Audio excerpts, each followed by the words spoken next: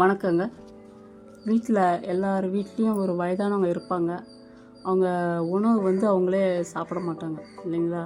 சாப்பிட்லன்னா நம்ம அப்படியே கவனிக்காமல் விட்டோம்னா அவங்க சீக்கிரமாக இறந்துருவாங்க. ஏன்னா வீட்டில் வயதானவங்க என்பது ரொம்ப பொக்கிஷம் மாதிரி. அது இல்லாமல் அவங்கள எவ்வளோக்கு எவ்வளோ பார்த்துக்கிறோமோ நமக்கு புண்ணியங்கள் கிடைக்கும். அந்த புண்ணியம் வர்றதால தான் நம்ம பிள்ளைக்குட்டிகள் நல்லா இருப்பாங்க. இப்போ இந்த வயதான அம்மாவோ இல்லை மாமியாரோ மாமனாரோ இல்லை பாட்டியோ எந்த உறவாக இருந்தாலும் அந்த வயதானவங்க இல்லை அவங்கள சாப்பிடலைன்னா நீங்கள் வயசான காலத்தில் முழுமையான சாதத்தை சாப்பிட மாட்டாங்க.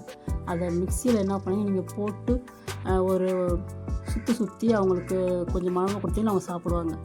சாப்பிடல விட்டுட்டு சீக்கிரமாக எந்த வீட்லையும் ஒரு வயதானவங்கள சாகடிக்காதீங்க. அவங்களோட உழைப்பு முன்னால் அவங்க எப்படி நம்மளை வளர்த்தாங்க, எப்படி நம்மளை பார்த்துக்கிட்டாங்க, இது எல்லாமே நீங்கள் நினைவில் கொண்டு வரணும். இதேமாரி பாருங்கள், நம்மளை ஊட்டி வளர்த்தாங்க. இந்த மாதிரி நீங்கள் ஊட்டி வளர்க்கணும். ஊட்டி விட்டிங்கன்னா அதுக்கு சாப்பாடே அந்த ஊட்டுறதால அதுங்க கொஞ்ச நாளாச்சும் அவங்க உயிரோடு இருப்பாங்க. பார்த்தீங்களா?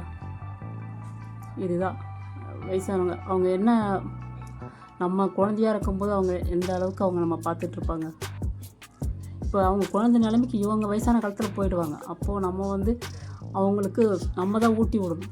ஒவ்வொரு வேலையும் அவங்களுக்கு எப்படி பிடிக்குதோ, காலையில் இட்லியா கொஞ்சம் சாம்பாரோ ஏன்னா சட்னி தலைன்னு போட்டு பிசைஞ்சு அவங்களை ஊட்டி விட்டுடலாம்.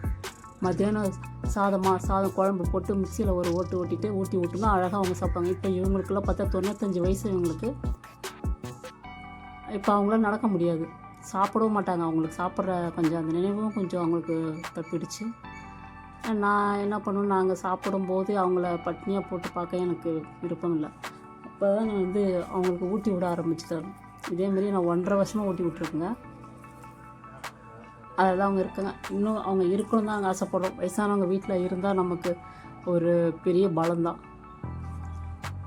அவங்க வாய்த்தர பார்த்தீங்களா? இப்படி தான் வயசானவங்களுக்கு நம்ம உணவை ஊட்டி கொடுக்கணுங்க. அவங்கள அப்படியே சாப்பிடலாம் நிறைய வீட்டில் இதை பண்ணுறாங்க. இன்னொன்று பார்த்தோன்னா இவங்களுக்கு 94 வயசுக்கு மேலே ஆகுது. மாத்திரை ஒரு நாள் கூட அவங்க சாப்பிட்டதே கிடையாது. இவங்க மாத்திரை எடுத்துக்க மாட்டாங்க. ஜுரம் வந்தாலும் கம்முன்னு சைலண்ட்டாக படுத்துப்பாங்க.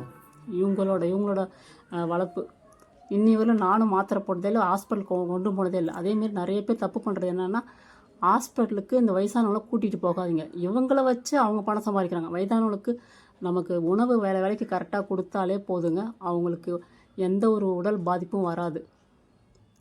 நன்றிங்க.